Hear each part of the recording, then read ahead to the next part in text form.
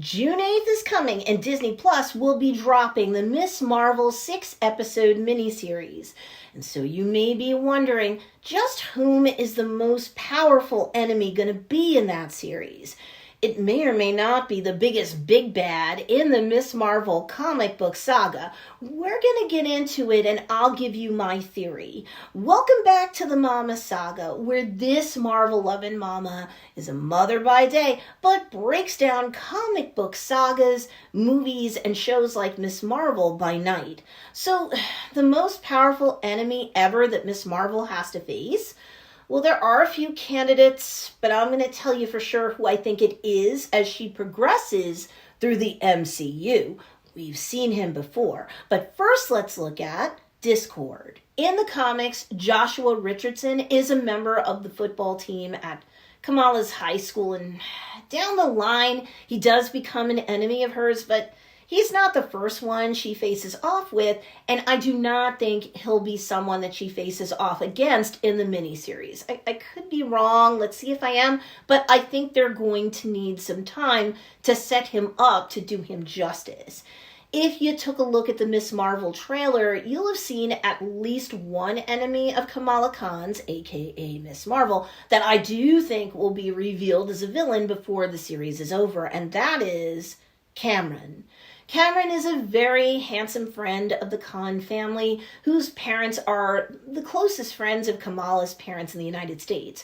So she meets him over a joint family get-together and immediately crushes on him. I actually go into Cameron in more detail in a video I recently did entitled, Who is Kamala Khan's Love Interest? So if you didn't see that video yet, be sure to check it out after this one, because Cameron is definitely one of the many love interests that this Pakistani-American superhero gets in her comic book saga, and I do think all of them will play out as she continues her journey in the Marvel Cinematic Universe.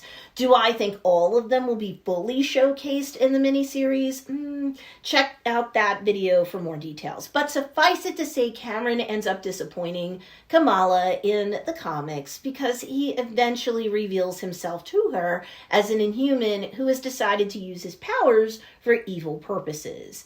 How disappointing. But is he the most powerful enemy in Miss Marvel? Nope. Let's move on.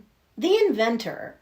Okay, in my video, all you need to know about Miss Marvel for the Disney Plus series, I covered the topic of the Inventor, but suffice it to say he's the first real villain Kamala will encounter as her origin story plays out in her comic book saga. And based upon glimpses of what I saw in the trailer, I do think they're going to introduce him in the miniseries.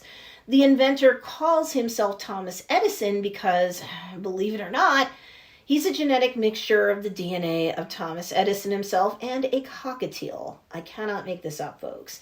He creates a bunch of dangerous creatures, from an army of mechanical spiders to genetically modified alligators, to attack the poor citizens of Jersey City. So he's a challenging opponent for Miss Marvel, but he lacks superpowers, so he is not the most powerful enemy in the Miss Marvel, comic books, or I'd bet the farm on this, the Disney Plus miniseries either.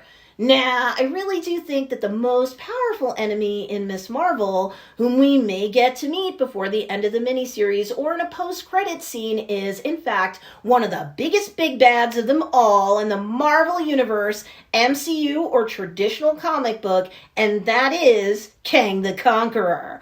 Okay, so wait, spoiler alert, if you have not seen the entire first season of the Loki series on Disney Plus, okay? All right, you've been warned. Okay.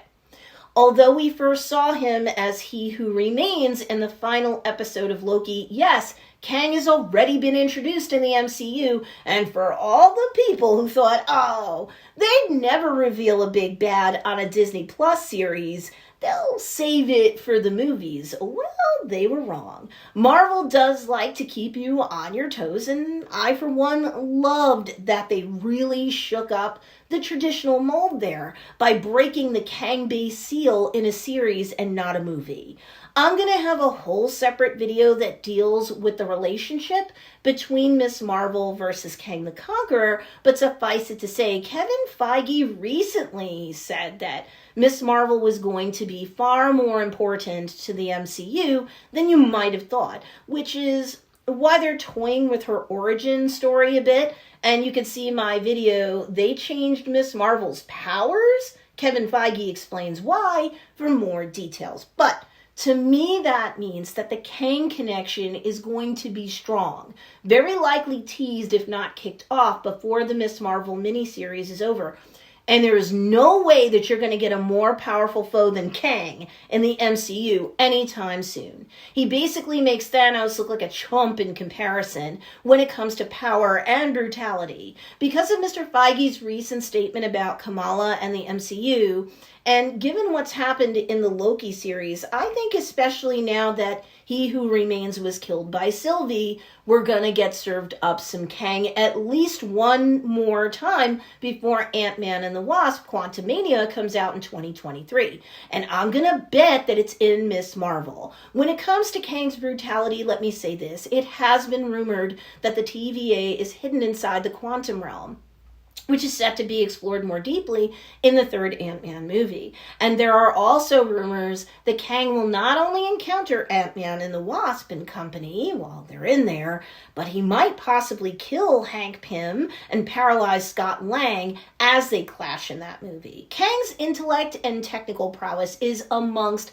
the highest of all Marvel heroes and villains, and he has an armored suit that protects him from nearly anything, and it emits energy blasts, and it allows him to control other technology around him. Sure, he's a time traveler, but did you know that Kang's aforementioned suit allows him enhanced strength and can project holograms and force fields? Oh wait, we're not even done. The suit also provides Kang with a 30-day supply of air and food, and because there's so many versions of him in the timeline, thanks a lot, Sylvie, for killing He Who Remains, Kang is now functionally immortal.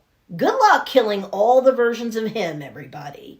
He's clashed with Ms. Marvel a few times in her continuing comic book saga. To me, there's no way they don't at least tease his presence before the 6th and final episode drops on the Ms. Marvel miniseries. Let me know what you think about all these villains I mentioned. I left a few out, I'll get to them in other videos, but let me know what you think in the comments section below this video in the meantime. So yeah, besides my Kang versus Kamala feud video, we're releasing a whole bunch of other videos about Ms. Marvel in the days leading up to the release of the Ms. Marvel Disney Plus series. So this Marvel mama is really glad you found this channel. Make sure you subscribe. You can follow me on Instagram and TikTok. Subscribe to the Mama Saga for more comic book saga breakdowns, Salty Mama style. Thanks for watching. Take care.